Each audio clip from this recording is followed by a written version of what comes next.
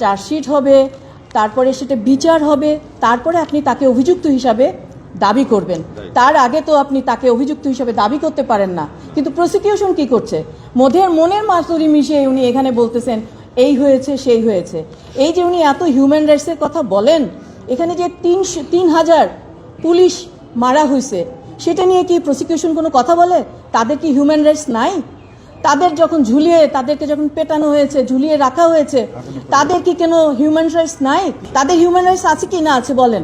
এই যে অনেক মানুষকে, আরেকটা বিষয় আমি বলি, এই যে প্রসিকিউশন আরেকটা আমাদের যে গেজেট হয়েছে একটা, যে কতজন আমাদের লোক এখানে, কতজন ছাত্র মারা গেছে, এই গেজেটটা নিয়ে আমি একটা প্রশ্ন করে যেতে চাই আপনাদের কাছে। সেটা হচ্ছে যে এখানে আমি একটা লিস্ট পেয়েছি 800 সামথিং।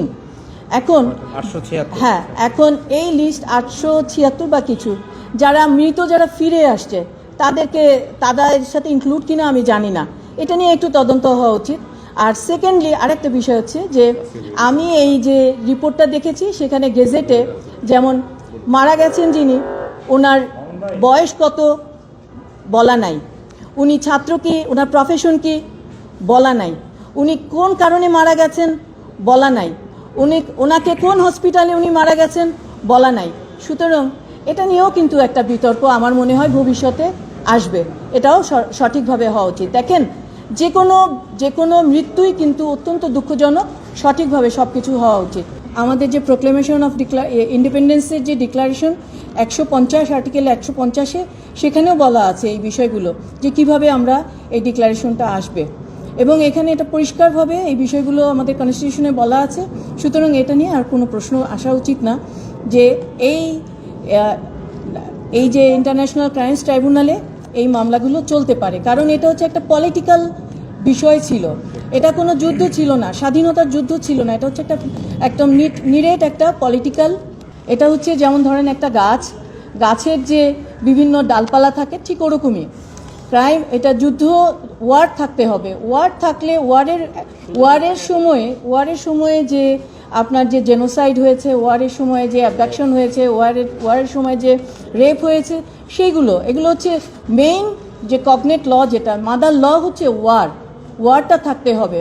এবং এই ট্রাইব্যুনালটা এই কারণেই, আপনি যদি মনে করেন যে হ্যাঁ আলাদা করে আপনি বিচার করবেন, আমাদের দেশের যে প্রচলিত আইন আছে সেই আইনে কিন্তু অলরেডি এই বিষয়গুলো নিয়ে কিন্তু মামলা হয়েছে এবং মামলা কিন্তু চলমান। এবং এটা হচ্ছে আবার দ্বিতীয়বার কিন্তু এখানে আবার এসছে, এই একই অপরাধী নিয়ে আবার দ্বিতীয়বার এসছে। এবং শুধু তাই না, আপনারা যদি মনে করেন ওনারা আবার ট্রাইব্যুনাল করবেন, কিন্তু এই ট্রাইব্যুনালে হবে না।